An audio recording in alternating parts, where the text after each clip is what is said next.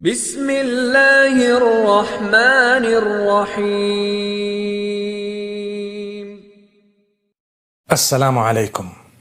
In order to prepare for Eid, we must make sure that we have already calculated how we're going to give our zakatul fitr, also known as sadaqatul fitr, and some people call it a fitrah. So it is a small amount. It is best to give it in grain or food. So sometimes you could give the money to someone who is going to do that for you. The ideal time is on the day of Eid before you actually go into Salat al-Eid. But you may give it to the person who's going to execute it on your behalf slightly in advance. So from now you can give the charitable organization to say, listen, on the day of Eid, early morning, we need the sadaqatul fitr to happen, whether it's happening in whatever country it is from among those who are needy, you get it done for us. And if they're trustworthy, alhamdulillah, it's a good thing. So we prepare for that because your fasting, the acceptance of it is closely connected to this sadaqatul fitr. You need to reach out to the people. Your Eid, the proper benefit of it would only be achieved if you give out this zakatul fitr or sadaqatul fitr. Everyone should give that. So we ask Allah Almighty to help us. Another thing is, when we're preparing for the day of Eid, many people prepare in a few ways. What do?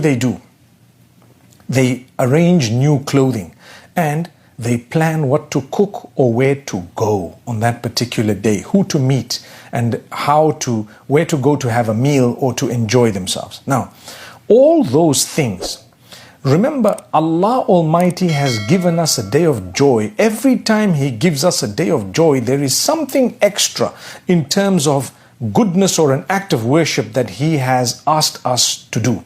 Even if you're getting married, there is an extra khutbah.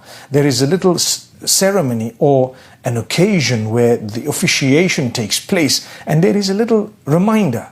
A reminder to watch your tongue, a reminder to be dutiful, a reminder to fulfill each other's rights. That is an extra act of worship. When it comes to the days of Eid, there is a sixth salah that you should engage in, which you must fulfill as Salatul Eid. So it's not only Fajr, Dhuhr, Asr, Maghrib and Isha, but there is Salatul Eid to fulfill on that particular day. It's not farad, but it is extremely important and you must fulfill it.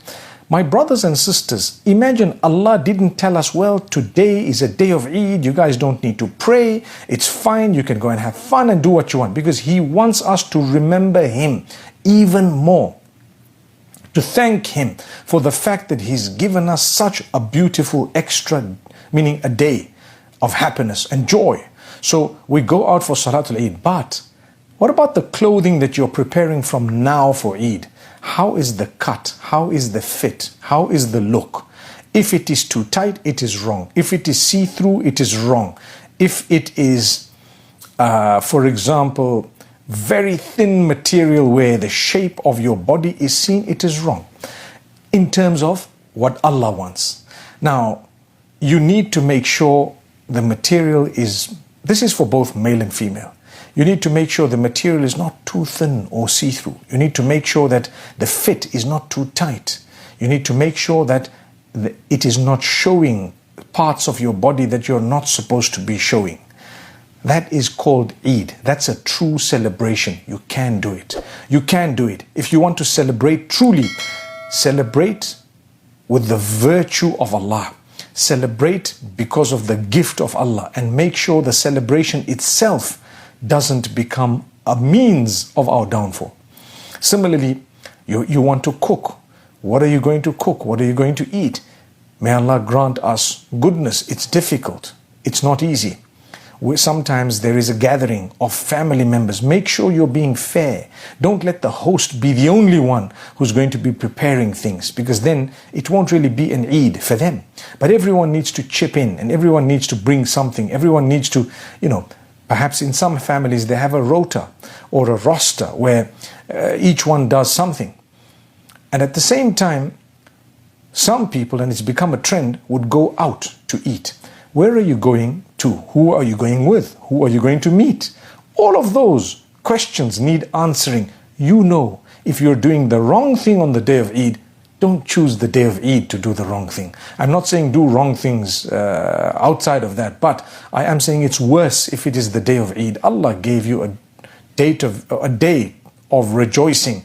Don't allow shaitan to rejoice on that particular day. So keep your meetings clean, keep your everything else clean and neat, your food, whatever else it may be, your clothing, and everything in the pleasure of Allah on the day of Eid. From now, when we're preparing what to buy, what to eat, all of that should be well within what Allah Almighty has ordained. This was just a reminder to yourselves and myself to say, my brothers, my sisters, be conscious of this favor of Allah upon us and ensure that while preparing for it, we reach out to the poor with charities, and at the same time, we make sure we don't spoil our happy day and make it the day of happiness for shaitan alone. Because remember, he is also going to be released on that particular day. So he's waiting for everything to go wrong on that same day. May Allah grant us goodness. أقول قولي هذا وصلى الله على نبينا محمد. أحب الوفاء بشتى الصور، أحب الوفي